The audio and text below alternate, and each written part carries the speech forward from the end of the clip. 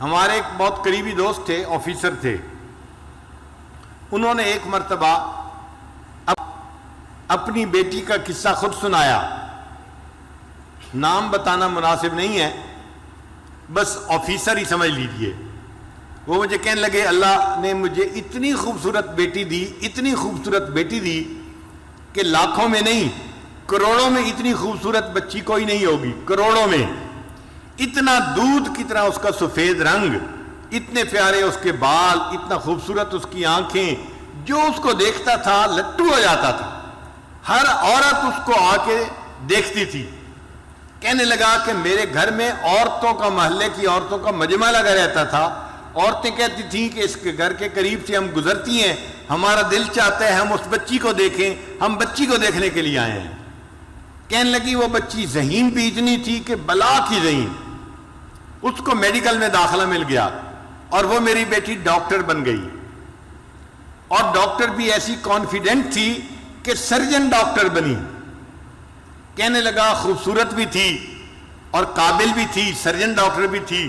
اس کو ہاسپٹل میں ایک بہت اچھی جاب مل گئی. اب جب اس کی عمر 28 سال ہوئی تو میں نے اس کے لیے رشتے ڈھونڈنے شروع کیے. کہنے لگے رشتے کا نام لینا تھا کہ رشتوں کی تو بھرمار لگ گئی. ہمارے پاس اس بچی کے لیے 100 رشتے تقریباً آئے. اب ہم میاں بیوی پریشان تھے کس کو ہاں کرے اور کس کو نہ کرے. یہ وزیر کا بیٹا ہے، یہ امیر کا بیٹا ہے، یہ فیکٹری والے کا بیٹا ہے، یہ بزنس مین کا بیٹا ہے، اور بڑے بڑے نامی گرامی خاندانوں کے رشتے بیٹی کے لیے. ہم چاہتے تھے کہ کوئی رشتہ فائنل کر دیں، مگر میری بیٹی کے اندر عجب اور تکبر بہت تھا. جو رشتہ آتا وہ کوئی نہ کوئی اس کے اندر عیب نکال دیتی. یہ لڑکا تو دیہاتی نظر آتا ہے، میں اس سے شادی نہیں کروں گی. اور کئی مرتبہ کہتی لڑکا تو ٹھیک ہے، ڈاکٹر ہے، مگر اس لڑکے کی ماں دیہاتی ہے، میرا گزارا نہیں ہوگا. لڑکے کی ماں دیہاتی ہے، اس پہ رشتہ نہ کر دیتی. کہنے لگے کہ 2-4 سال تو اسی طرح گزر گئے. روز کا کام تھا، رشتے آتے اور بچی نہ کر دیتی. اور ہمیں رشتے پسند بھی آتے کہ لڑکا سمجھدار ہوتا، تعلیم یافتہ ہوتا، اور اچھا اس کا کام کاروبار ہوتا، مال پیسے والا ہوتا، سارے وسائل اس کے پاس ہوتے، مگر بچی کا دل مطمئن ہی نہیں ہوتا تھا. اور جب ہم اسے کہتے کہ بیٹی رشتہ تو اچھا ہے، تو بیٹی آگے سے جواب دیتی ان رشتوں کا کیا، یہ تو سینکڑوں رشتے جو ہے آ سکتے ہیں، ان کا کیا ہے. کہنے لگے کہ 3-4 سال کے بعد اس کی عمر 34 سال ہو گئی. اب رشتے آنے ذرا کم ہو گئے، مگر بچی کو پھر بھی یقین تھا کہ میرے لیے ضرور اچھا رشتہ آئے گا. رشتے والوں کو آخر کیا چاہیے جو میرے پاس نہیں ہے. اس کو ناز تھا اپنے حسن پہ، اپنی تعلیم پہ، اپنی سمجھداری پہ. کہنے لگا کہ پھر اس کے تکبر کی وجہ سے ایک عذاب آیا. باپ اپنی بیٹی کا واقعہ خود سنا رہا ہے. کہتے کہ میری بیٹی کے اوپر عذاب آیا. اس نے کسی مریض کی سرجری کی، اور سرجری کرنے کی وجہ سے اس کو کوئی ایسا انفیکشن ہوا کہ میری بیٹی کے ہاتھوں کی جو جلد تھی وہ ساری کی ساری ایسے ہو گئی جیسے مردہ ہوتی ہے، کسی بوڑھے کی ہوتی ہے. اب بچی خوبصورت ہے، نوجوان ہے، مگر دونوں ہاتھوں کی جلد جو ہے وہ ایسے ہے جیسے کوئی 90 سال کا بوڑھا ہوتا ہے. ہاتھ بدنما بن گئے. اب وہ اپنے ہاتھوں کو ظاہر بھی نہیں کرتی تھی.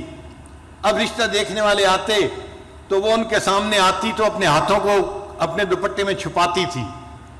تو لوگ بھی پریشان ہوتے کہ یہ ہاتھ کیوں نہیں دکھا رہی، اور جس کی نظر پڑ جاتی تھی ہاتھوں پہ وہ رشتہ جو ہے ریجیکٹ کر کے چلے جاتے تھے. اب جب رشتے ریجیکٹ ہونے لگے تو میری بیٹی کو فکر لاحق ہوئی. کہنے لگا کہ پھر پریشان ہوئی. مجھے کہتی ابو آپ کوئی رشتہ سلیکٹ کر لیں، اب میری عمر 36 سال ہو گئی ہے. لیکن جس سے رشتہ کرنے کی ہم کوشش کرتے وہ ویسے لڑکی کو دیکھتے تو پسند کرتے تھے، جب اس کے دونوں ہاتھوں کو دیکھتے تھے تو ریجیکٹ کر دیتے تھے. ساس نہیں مانتی تھی، نند نہیں مانتی تھی، لڑکا نہیں مانتا تھا. ہم ایسی لڑکی سے شادی نہیں کر سکتے، ہو سکتا ہے بیماری بڑھ جائے اور پورے جسم کی جلد ایسی بن جائے، ہم اس لڑکی کے ساتھ کیسے گزارا کریں گے. کہنے لگے کہ پھر ایسا وقت آیا کہ رشتے آنے ہی بند ہو گئے. کہتے ہیں کہ میں باپ ہوں، اپنی بیٹی کی بات بتا رہا ہوں. ایک ایسا وقت آیا، وہ میری بیٹی جو نماز نہیں پڑھتی تھی وہ رات کو تہجد پڑھتی تھی اور اس کے آنسوؤں سے مسلح تر ہو جاتا تھا، وہ اللہ سے اپنے لیے بہتر رشتہ مانگتی تھی اور رشتہ نہیں ملتا تھا۔ میں نے اپنی بیٹی کو جو ذلیل ہوتے دیکھا تو میں باپ ہو کے بتا رہا ہوں کہ واقعی انسان گناہ کرتا ہے، اس کی سزا آخرت میں تو اس کو ملے گی صحیح، اللہ تعالیٰ دنیا میں بھی اس کی سزا بندے کو دے دیتے ہیں۔ ایسا اس کا تکبر ٹوٹا کہ ایک دن مجھے کہنے لگی، ابو آپ کسی ریڑھی والی سے ہی میری شادی کر دیں، اب تو میری عمر 40 کے قریب ہونے لگ گئی ہے۔ اب وہ ڈاکٹر جس کو اپنے حسن پہ ناز تھا، جو سمجھتی تھی میں حور پری ہوں اور کروڑوں میں میری جیسی کوئی خوبصورت نہیں، وہ بچی اپنے باپ کو کہہ رہی ہے بھلے کسی ریڑھی والی سے ہی اب میری شادی کر دیں، میری عمر 40 سال ہونے کو ہے۔ تو گناہوں کی سزا مختلف شکلوں میں ملتی ہے، ان میں سے ایک شکل بیماری بھی ہوتی ہے، اور ایک شکل ہوتی ہے کہ انسان کو اللہ تعالیٰ لوگوں میں بے عزت کر دیتے ہیں، لوگوں کے دل سے اس کی عزت نکال دیتے ہیں۔ وَمَن يُهِنِ اللَّهُ فَمَا لَهُ مِن مُكْرِمٍ، اور جسے اللہ ذلیل کرنے پہ آتے ہیں اسے عزت دینے والا کوئی نہیں ہوتا۔ ایک آفیسر تھا 21 گریڈ کا، 21 گریڈ کا آفیسر بڑا آفیسر ہوتا ہے، یہ ڈپٹی کمشنر سے بھی اونچے گریڈ کا بندہ ہوتا ہے، یوں سمجھ لیں برابر کے گریڈ کا۔ وہ رشوت لیتا تھا اور مال پیسہ اس کے پاس بہت تھا۔ اس کی ذرا کہانی سن لیجئے، یہ حقیقی کہانی ہے۔ اس بندے نے ایک کالونی کے اندر پلاٹ خریدا اور بہترین گھر بنایا، پھر وہ اپنے گھر کے اندر شفٹ ہو گیا۔ جب گھر کے اندر شفٹ ہوا تب اس کو پتہ چلا کہ گھر کے بالکل ساتھ مسجد تھی اور مسجد کی اذان کی آواز اس کے گھر میں آتی تھی۔ اب جو نیک بندہ ہے وہ تو خوش ہوتا ہے کہ مسجد کا پڑوس مل گیا، جو فسق و فجور میں پڑا ہوتا ہے، بے نمازی ہوتا ہے، اس کو مسجد کا پڑوس نہیں چاہیے ہوتا۔ چنانچہ یہ رات کو سویا ہوا تھا، مؤذن نے فجر کی اذان دی، اس کی آنکھ کھل گئی۔ اب اس کو بڑا غصہ آیا کہ اس نے میری نیند خراب کر دی۔ صبح اٹھا تو اس نے مؤذن کو بلوایا اور مؤذن کو کہا کہ تم فجر کی اذان سپیکر پہ مت دیا کرو، میری نیند خراب ہوتی ہے۔ مؤذن نے جا کے محلے کے لوگوں کو بتایا، انہوں نے کہا کہ بھائی ہم تو بوڑھے ہیں، گھڑی کا ٹائم دیکھ نہیں سکتے، ہم تو اذان کی آواز سنتے ہیں فجر میں تو مسجد میں آتے ہیں، اگر آفیسر صاحب کو پرابلم ہے تو یہ اپنا گھر مسجد سے دور کہیں جا کر خرید لیں، کیوں انہوں نے قریب خریدا ہے؟ یہ جگہ بدلے، مسجد تو نہیں بدل سکتی، تم اذان کی آواز دو سپیکر پہ۔ تو مؤذن نے اگلے دن پھر سپیکر پہ اذان دے دی۔ اب اس بندے کی جب پھر نیند خراب ہوئی، اس کو بڑا غصہ۔ میں نے مؤذن کو بلا کے کہا بھی تھا اذان کی آواز نہ دینا فجر کے وقت میں سپیکر پہ، اس نے میری بات نہیں مانی۔ اس نے دن میں اس مؤذن کو بلایا اور اس کو پھر اس نے ایک تھپڑ لگایا۔ میں نے تجھے نہیں کہا تھا؟ تجھے میری بات سمجھ نہیں آئی تھی؟ میں فارسی بول رہا تھا، تو کیوں نہیں سمجھا؟ کیوں تو نے اذان دی؟ اب مؤذن کو جو تھپڑ پڑا وہ بیچارہ تو صبر کر گیا، مگر اللہ کا نظام حرکت میں آ گیا۔ اب اس آفیسر کے اوپر پکڑ آئی، اور وہ پکڑ کیسی تھی کہ اس کے دونوں بازوؤں کے اوپر فالج کا اٹیک ہو گیا اور دونوں بازو اس کے یوں سینے کے اوپر لگ گئے۔ اب بازو لمبے بھی نہیں کر سکتا اور بازو یہاں پر ہیں اور وہ کام بھی نہیں کر سکتا۔ جب کام نہیں کر سکتا تو دفتر والوں نے اس کی نوکری سے چھٹی کروا دی۔ وہ جو رشوت کا پیسہ آ رہا تھا، ایک پائپ لائن لگی ہوئی تھی پیسے کی، وہ سب ختم ہو گئی۔ اب یہ گھر میں پڑ گیا۔ بیوی خدمت کرنے لگی، مگر مزاج افسرانہ تھا، شاہانہ تھا۔ بیوی کھانا لاتی، اس میں عیب نکالتا، گرم نہیں، نمک ایسے نہیں، فلاں ایسے نہیں، ہر چیز میں عیب۔ اب بیوی بھی تنگ آ گئی کہ میں سارا دن خدمت بھی کرتی ہوں اور چھوٹی چھوٹی باتوں پہ یہ اتنا غصہ بھی کرتے ہیں اور بچوں کے سامنے مجھے ڈانٹتے ہیں، ذرا ذرا سی بات پہ یہ بیوی کو گالیاں دینے لگ جاتے۔ 1 سال بیوی نے گزارا کیا، پھر ایک دن بیوی نے کہا کہ دیکھیں میں نے 1 سال آپ کی بیماری میں آپ کی دن رات خدمت کی ہے، میں انسان ہوں میں تھکی ہوئی ہوتی تھی، آپ کی خدمت کو ترجیح دیتی تھی، آپ نے میری خدمت کی قدر نہیں کی، آپ نے بچوں کے سامنے مجھے گالیاں دیں، میں خاندانی لڑکی ہوں، میں اتنی گری پڑی لڑکی نہیں کہ آپ مجھے بات بات پہ گالیاں دیں، میں اپنے بچوں کو لے کے جا رہی ہوں، آپ جانے، آپ کا کام جانے۔ تو ماں نے اپنے بچوں کو لیا اور اپنے ماں باپ کے گھر چلی گئی۔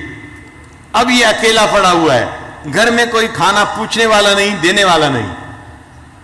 ہمسائے میں بھائی رہتا تھا، بھائی کو پتا چلا تو بھائی اس کو گھر لے کے گیا اور اس نے اپنے بھائی کو کہا کہ دیکھو اب تم میرے چھوٹے بھائی ہو، میں نے ساری عمر تمہارے ساتھ اتنا احسان کیا ہے، تم میری خدمت کرو، میں تمہارے باپ کی جگہ ہوں۔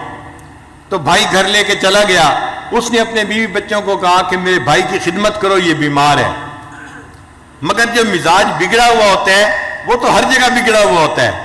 اب بھائی کے گھر میں بھی اس کا حال یہی کہ بھابھی چائے لے کے آئی، یہ تو گرم نہیں ہے، اور تمہیں تو سلیقہ نہیں ہے، تمہیں تو فلاں نہیں ہے۔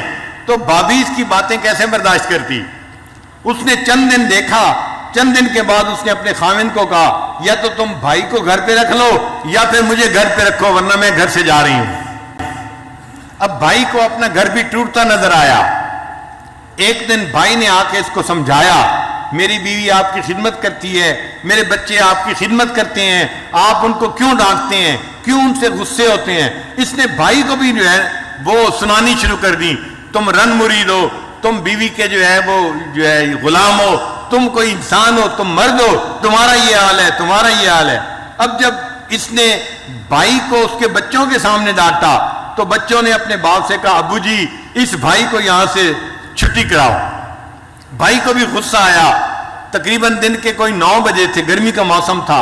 اس نے اپنے بچوں کے ساتھ اس کی چارپائی کو اٹھایا اور اٹھا کے اس کو باہر جا کر گلی کے اندر رکھ دیا۔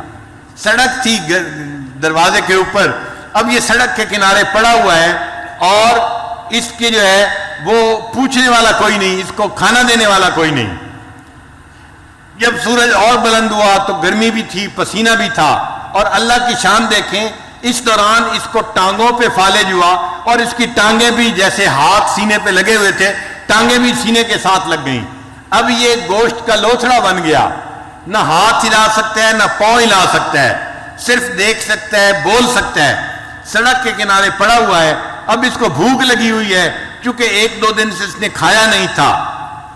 اب جب اس نے آتے جاتے لوگوں کو دیکھا تو لوگوں سے بھیک مانگنی شروع کر دی، اللہ کے نام پہ مجھے دے دو، میں بھوکا ہوں، مجھے بہت بھوک لگی ہوئی ہے۔ جس اللہ کا نام سننا اس کو گوارا نہیں تھا، اذان ہوتی تھی اس کی نیند خراب ہوتی تھی، آج سڑک کے کنارے پڑے اسی اللہ کے نام پہ لوگوں سے بھیک مانگ رہا ہے، مجھے اللہ کے نام پہ کچھ دے دو۔ ایک کالج کا لڑکا جا رہا تھا، اس نے اس کو 10 روپے نکال کے دیے۔ یہ کہنے لگا بچہ میں اس 10 روپے کا کیا کروں گا، نہ میں چل سکتا ہوں نہ آ جا سکتا ہوں، مجھے تو بھوک لگی ہے، روٹی لا کے دو۔ اس نے روٹی قریب سے خریدی اور لا کے دی۔ جب روٹی لا کے دی اس نے تو یہ کہنے لگا کہ میں اپنے ہاتھ سے تو روٹی توڑ کے کھا نہیں سکتا، آپ پلیز مجھے روٹی کھلا بھی دیں۔ وہ لڑکا کہنے لگا مجھے تو کالج جانا ہے اور دیر ہو رہی ہے، میں نے روٹی لا کے دے دی، اب کھلانے کا ٹائم تو میرے پاس نہیں ہے، میں یہ روٹی رکھ کے جا رہا ہوں۔ جب اس نے روٹی زمین کے اوپر رکھی تو یہ سوچنے لگا کہ زمین پہ رکھی روٹی تو میں اٹھا کے کھا نہیں سکتا، نہ ہاتھ کام کرتے ہیں نہ پاؤں کام کرتے ہیں۔ تو یہ اس لڑکے کو کہنے لگا زمین پہ روٹی نہ رکھیں، مجھے پکڑا دیں۔ اس نے ہاتھ میں پکڑانی چاہی، اس کے ہاتھ کی انگلیاں ہلتی نہیں تھی، یہ ہاتھ میں روٹی نہیں پکڑ سکا۔ پھر کہنے لگا اچھا تم مجھے میرے پاؤں میں روٹی پکڑا دو۔ اس نوجوان نے اس کے جو پاؤں تھے سینے کے اوپر رکھے ہوئے، اس کے انگوٹھے اور انگلی کے درمیان روٹی ڈال دی اور اس نے اس کو تھوڑا سا گرپ کر لیا۔ اب پاؤں سے روٹی پکڑی ہوئی ہے اور منہ سے نوچ کے اس کو کھا رہا ہے۔ جس اللہ کی نافرمانی کرتا تھا اس اللہ نے دکھا دیا، دیکھو جب میری سزا آتی ہے تم سڑک کے کنارے کتے کی طرح اپنے پاؤں سے روٹی پکڑ کے منہ سے نوچ کے کھاؤ گے۔ یہ وہ آفیسر تھا جس کی بڑی عزت تھی، بڑا مال تھا، بڑا اس کا مکان تھا، بڑی گاڑی تھی، اور آج سڑک کے کنارے پاؤں کی انگلیوں کے درمیان روٹی پکڑ کے یہ اپنے منہ سے اس روٹی کو نوچ کے کھا رہا ہے۔